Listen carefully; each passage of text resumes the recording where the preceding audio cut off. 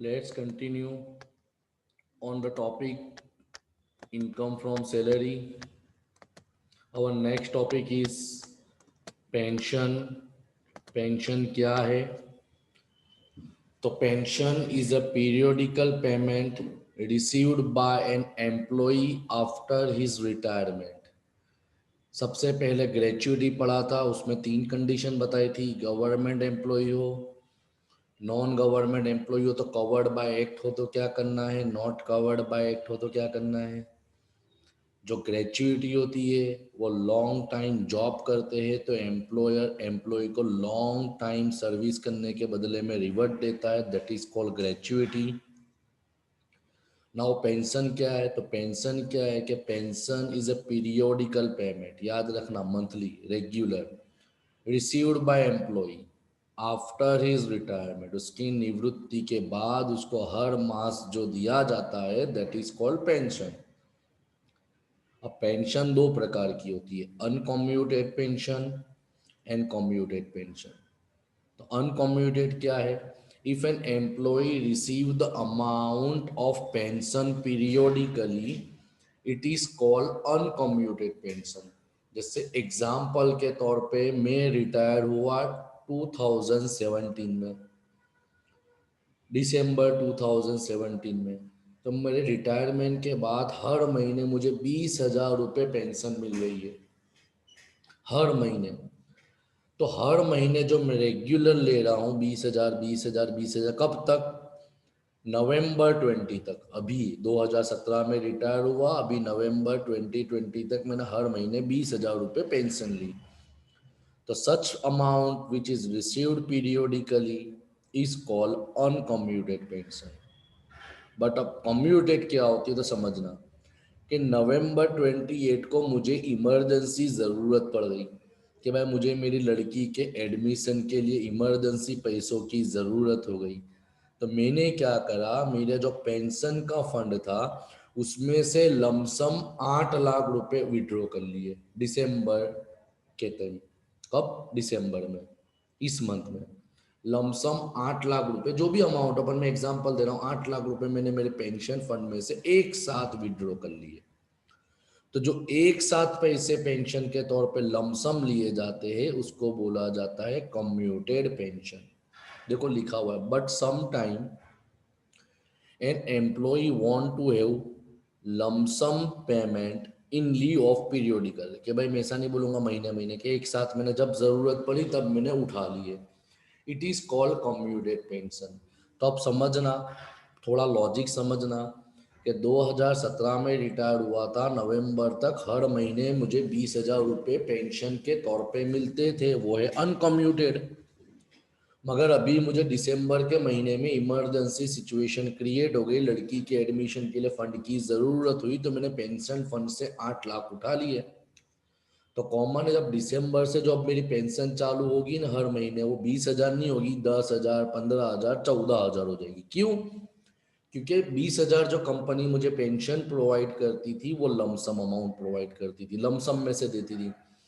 मगर मैंने वो लमसम का कुछ अमाउंट विड्रॉ कर लिया तो ऑटोमेटिकली मेरी amount of pension from December which is periodically, उसकी अमाउंट कम हो जाएगी। ये मैंने आपके एक्स्ट्रा नॉलेज के लिए बता दिया। तो वही बताया, the basics basic of charging commuted pension that is lump sum और uncommuted pension that is periodical payment is given below.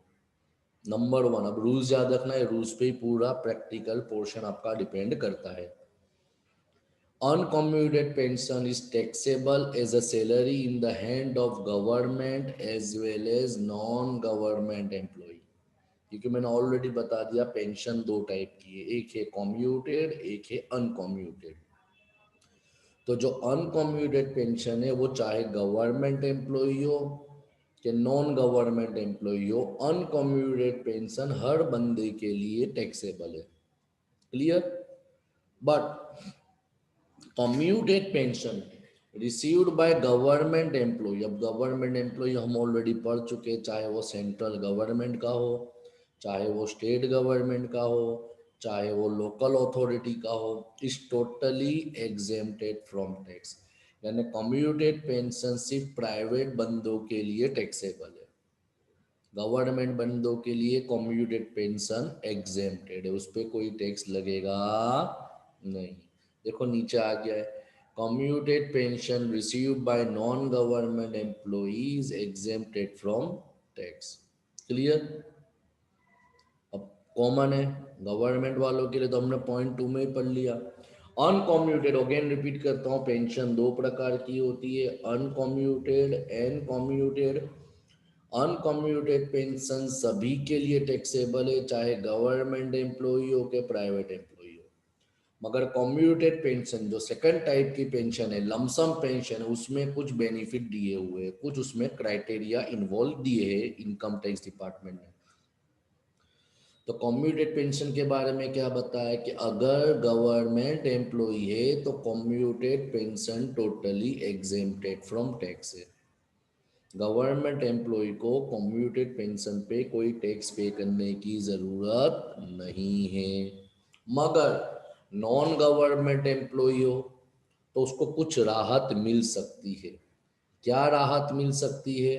तो दिया हुआ है, 1/3 of the pension entitle to received in cash where employee receive gratuity. Clear? यानी कितनी राहत मिलेगी कि अगर कोई बंदा पहले ग्रेचुइटी ले चुका है तो उसको एग्जेम्पशन मैक्सिमम कितना मिल सकता है? 1/3 अमाउंट, यानी 33.33% की आपको राहत मिलेगी। जैसे आपकी कम्यूटेड पेंशन 1 लाख है तो टोटल पेंशन का 1/3 अमाउंट आपको राहत मिल जाएगी। मगर in case where employee had not received gratuity, अगर कोई बंदे को ग्रेचुइटी नहीं मिली है पहले, क्योंकि कॉमन है ग्रेचुइटी पड़ा हुआ वो समझोगे तो ये पता चलेगा। यहाँ ना एग्जाम्पल के तौर पे मेरे ऑनर ने मुझे ग्रेचुइटी दी थी तो मैं पेंशन के अंदर कितनी राहत ले सकता हूँ? 1/3, 33% तक की राहत ले सकता हूँ। मगर मेरे एम्प्लॉई ने मुझे ग्रेचुइटी प्रोवाइड नहीं की है तो मेरे को यहाँ पे एग्जेम्पशन की लिमिट थोड़ी राहत बढ़ जाएगी। वो कितनी हो जाएगी? 1/2। अब पेंशन में आपको 2 पॉइंट याद रखने जैसे कि अगर यूनाइटेड नेशन ऑर्गेनाइजेशन की पेंशन है, यूएनओ की, इज नॉट टैक्सेबल, ये एमसीक्यू में आ सकता है। इसी तरह फैमिली पेंशन, अब देखो पेंशन और फैमिली पेंशन में डिफरेंस होता है। जब तक बंदा जिंदा रहता है तो हर महीने उसको पेंशन आती है, दैट इज कॉल्ड पेंशन। मगर जो बंदा है वो बंदा अगर मर जाता है, उसकी डेथ हो जाती है, जिसके नाम की पेंशन आ रही है, तो उसकी फैमिली को जो पेंशन दी जाएगी, पैसा दिया जाएगा, उसको बोला जाता है फैमिली पेंशन। तो फैमिली पेंशन का यहाँ पे कुछ लेना देना नहीं है, because it will be deal under income from other sources. बराबर, वो तुम्हारा जो दूसरा हेड है उसके अंदर इसका कैलकुलेशन हो सकता है। क्लियर? समझ में आए पेंशन क्या? मैं इसका प्योर प्रोफेशनली आपको चार्ट के साथ एक्सप्लेनेशन देता हूँ कि इसका फॉर्मेट क्या है। तो प्लीज आप लोग फॉर्मेट को कॉपी कर ले अपनी बुक्स के अंदर, अपनी बुक्स के अंदर फॉर्मेट को कॉपी कर ले। मैंने पूरा के पूरा फॉर्मेट तैयार करके रखा हुआ है, पूरा के पूरा फॉर्मेट मैंने तैयार करके रखा हुआ है। तो हेडिंग क्या आएगा? Computation of taxable pension, previous year, assessment year. थोड़ी प्रॉब्लम हो गई लिखने में, यस।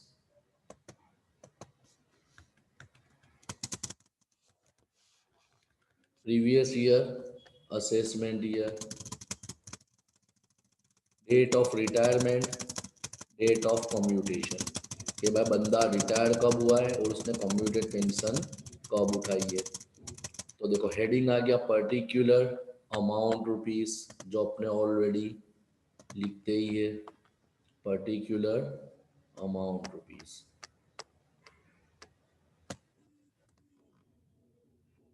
क्लियर? मैं पूरा तुमको फॉर्मेट के साथ बता देता हूँ तो आपको इजी रहेगा।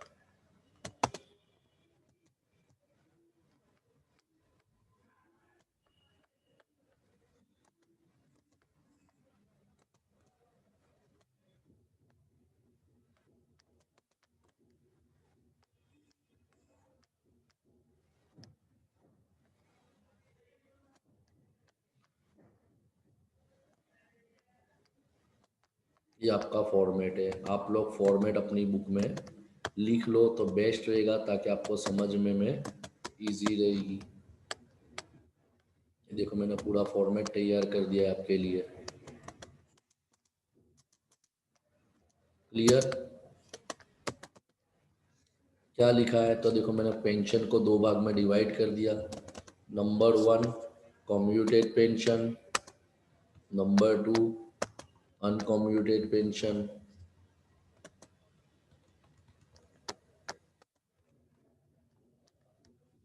तो अनकम्यूटेड में मैंने चार पांच लाइन छोड़ दी है। वो क्यों छोड़ दी उसके लिए मैं आपको रूल्स बताऊंगा, कैलकुलेशन बताऊंगा। क्योंकि अनकम्यूटेड पेंशन ऐसी होती है जो कोई भी बंदा हो, कोई भी एम्प्लॉय हो, उसके लिए टैक्सेबल है, चाहे गवर्नमेंट एम्प्लॉय हो कि चाहे नॉन गवर्नमेंट एम्प्लॉय हो। मगर कम्यूटेड पेंशन की बात आती है तो कम्यूटेड पेंशन का फॉर्मेट मैंने क्या लिखा है आप देख सकते हो। कम्यूटेड पेंशन का मैंने फॉर्मेट क्या लिखा है आप लोग देख सकते हो। क्या लिखा है?